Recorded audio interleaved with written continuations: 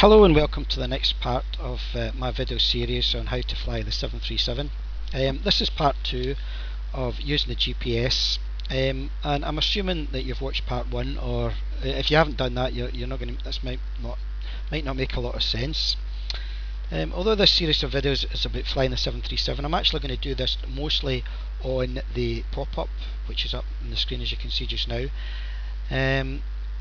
Just so that you can see that you can use it for any aircraft without necessarily having to use the navigation part of the flight controls on that aircraft, if it was like an old aircraft for instance. I'm going to set up a procedural landing at an airport. The airport is Echo Golf Whiskey Uniform and the runway is 07. So what is a procedural landing? Well, it's just a system of getting you to where you want to be and basically hopefully making a landing. The good thing about a procedural landing is you can approach it from any angle, from any heading, and as long as you follow the procedure, you should be able to make a landing. So Echo Golf Whiskey Uniform is the airport. So I'm just going to do the procedure and run through it as it goes. Hello again. The first part of the procedure is for the arrive overhead Occam waypoint, flight level 3000 feet and 180 knots, which I more or less have done there. That's the first part completed. And now as I reach the waypoint, I've put this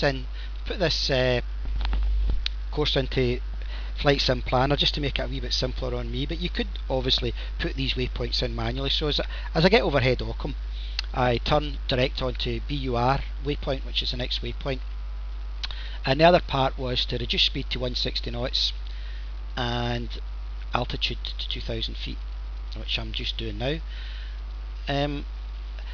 This has given me a final approach from about 9 miles, which is a wee bit tighter than normally 10 miles would be the minimum, but with the restraints of time and all that sort of stuff, I'm trying to get all this squeezed into 10 minutes. So as you can see now, the aircraft's turned itself onto a direct heading now for the next waypoint, which is BUR.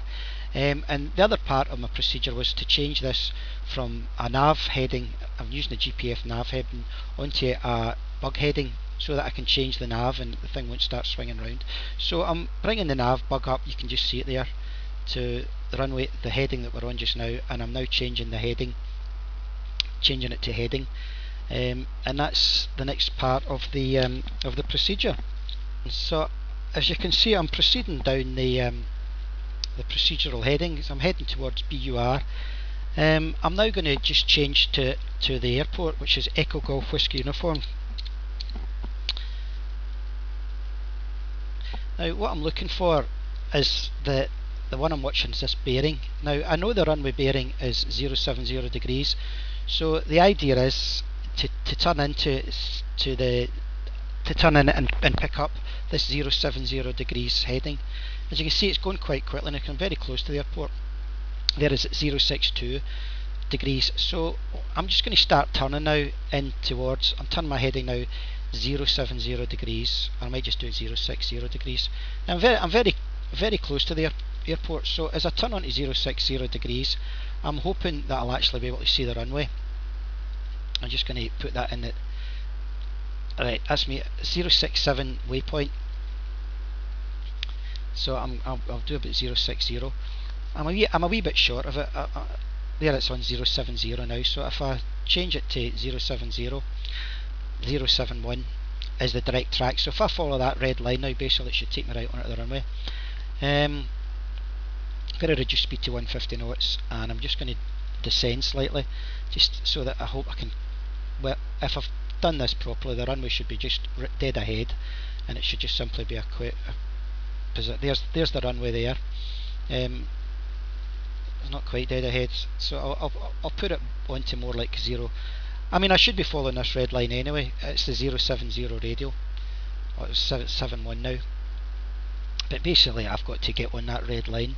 So I can either follow the red line. I'm a wee bit low, so I'll put that to 700.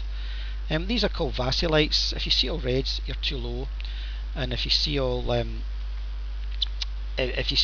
you're too high. So I think I can't see the runway anymore, but I'll just follow the red line down and I'll just start descending slowly again. So as you can see, it's not a bad heading for the runway. I'll just need to put on more flaps. The reason you can't see the runway is because I'm a wee bit slow. Up to 150 knots is better. Put full flaps on now. Its distance is 6 miles. The runway's more or less dead ahead, it would seem to me. So I'm just going to carry on with this approach. That's maybe a wee bit to the right.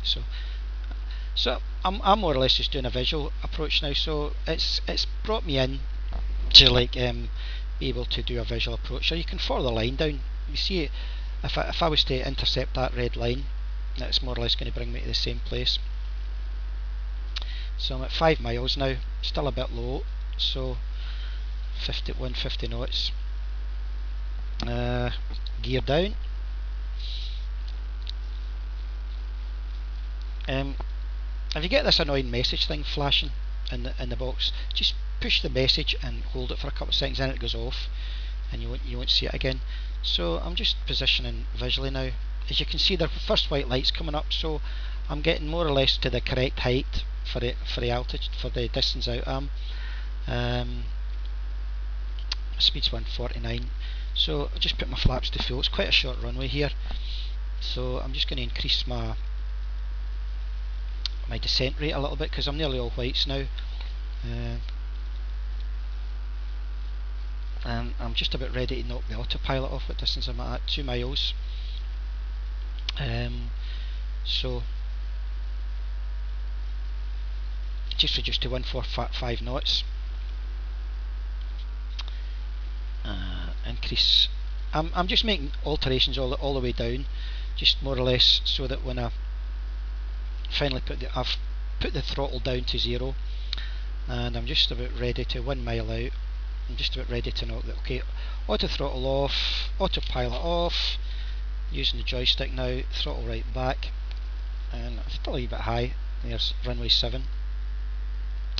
So, and at the last minute, detente. Pull the plane up, and it should settle in the runway. F2 for reverse, backslash for air brakes, and just use the brakes. So that was a reasonable landing. I'm just going to look at the map just to see how it looks on the map, and as you can see, it's not too bad. When I pressed the final one at the 070 bearing, if I stayed on that 070 bearing, it would have took me more or less straight onto the runway. So I was wagging along about a bit, but that's it basically anyway. In the next video I'm going to show you how to use the GPS with no waypoints and to make a landing just using the GPS.